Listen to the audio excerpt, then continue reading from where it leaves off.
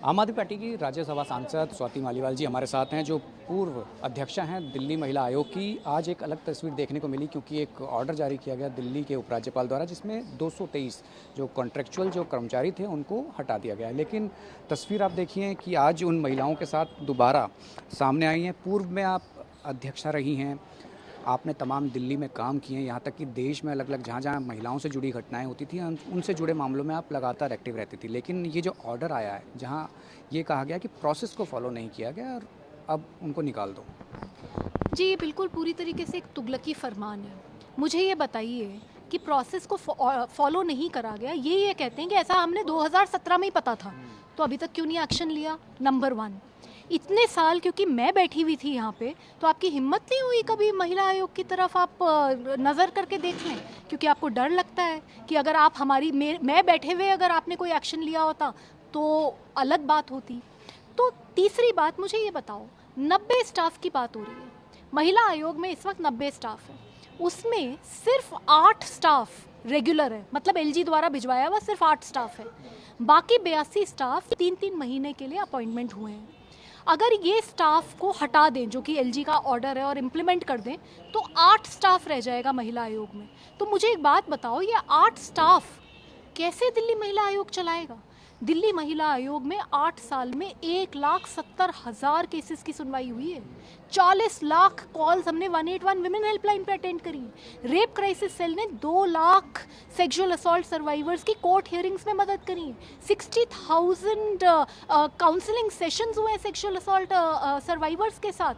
50,000 से ज़्यादा awareness campaigns हुए, 2 लाख केसेस तो महिला पंचायत ने ग्राउंड पे हैंडल करे। तो ये सारा का सारा काम 8 स्टाफ कर लेगा। मैं ये भी समझना चाह रहा हूँ क्योंकि जो ऐसी सर्वाइवर्स हैं वो आपके साथ हैं, महिलाएं थी, आंखें नम थी। आगे इनका भविष्य क्या है? और आप अब राज्यसभा सांसद भी हैं, तो महिला आयोग में अब क्या होगा आगे?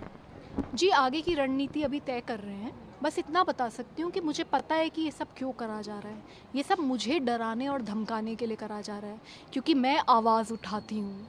इनकी इतनी हिम्मत तो है नहीं कि रेवन्ना को देश से बाहर जो भाग गया उसको घसीट के लेकर आए, पर मैं अगर रेवन्ना के बारे में बोलूँगी तो मेरे ऊपर एक्शन होगा। ये डराने और धमकाने के टैक्टिक्स हैं, और इन टैक्टिक्स से ना डरती नहीं हूँ।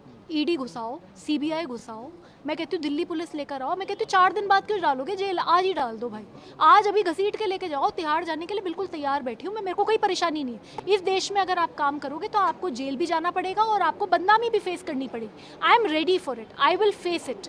द ओनली थिंग इज, महिलाओं के साथ खिलवाड़ मत करो। लीगल रेमेडीज लेने की कोशिश करेंगे आप, क्योंकि अब एक तरह से भविष्य अधर में है, ये कहा जा सकता है, क्योंकि अब मैं आंखें नम देख रहा हूँ, आप भी नम हुई आंखें, ये समझ ही नहीं पा रहे हैं ये कैसे करेंगे आप? लीगल रेमेडीज से कुछ आपको लगता है कि कुछ निकलेगा, हल निकलेगा इसका, या नहीं होगा?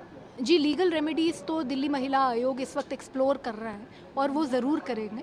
और मैं जैसे बता रही हूँ कि जब तक ज़िंदा हूँ इनका साथ नहीं छोड़ूंगी। आप ये देखिए, एक एसिड अटैक सर्वाइवर है, उसने कितना दर्द झेला होगा। एलजी साहब नहीं समझ सकते उसका दर्द। उस लड़की ने क्या दर्द झेलकर, उसने अपनी पीड़ा को साइड में रखकर उसने लोगों के लिए काम किया। और ऐसी महिलाओं के खिलाफ एलजी साहब इस तरीके का घटिया ऑर्डर निकालते हैं।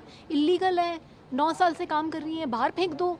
मतलब अपने एयर कंडीशन दफ्तर से बाहर निकलकर इनकी हालात देखो। कितनी मीटिंग्स करी एलजी साहब ने ये देखने के लिए कि एसिड क्यों बिकता है दिल्ली में? कितनी मीटिंग्स करी एलजी साहब ने एसिड अटैकर्स के ऊपर एक्शन लेने के लिए? एक भी नहीं। तो मैं ये जानना चाहती हूँ कि क्यों कोई एक्शन नहीं लिया जाता, और क्यों ऐसी नकारात्मक सोच लाई जाती है। एक एक ईंट से महिला आयोग आज वहाँ पहुँचा है, इतनी मेहनत करी, इतनी तपस्या लगी, और इनके एक कलम के एक फरमान से ख़त्म हो जाएगा? मैं ख़त्म नहीं होने दूँगी। बिल्कुल एक अलग पहचान दिल्ली महिला आयोग को स्वाति मालीवाल ने दी थी, लेकिन अब जिस तरीके से 223 कॉन्ट्रेक्चुअल्स जो वर्कर्स थे उनको निकाल दिया गया है या ऑर्डर दे दिया गया है, लेकिन ये ज़रूर है कि स्वाति मालीवाल इस लड़ाई को आगे भी जारी रखेगी। कैमरा दीपक दुबे के साथ राहुल प्रकाश, न्यूज़ 24।